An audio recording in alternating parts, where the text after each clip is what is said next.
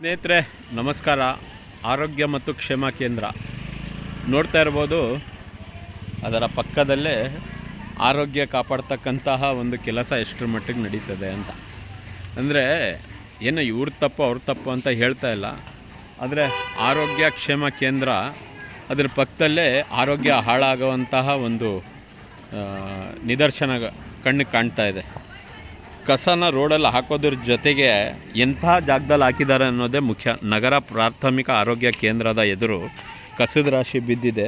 ಆರೋಗ್ಯ ಇರುತ್ತೇನೋ आरोग्य का तो पाकि साफ़ी नहीं तो सेहत अच्छी रहती है.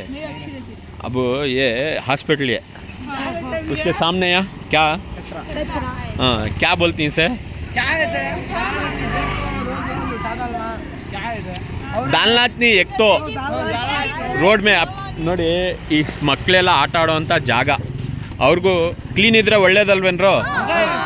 ನಿಮಗೂ ಆಟ ಆಡೋಕ್ಕೆ ಚಂದ. ಹಾಂ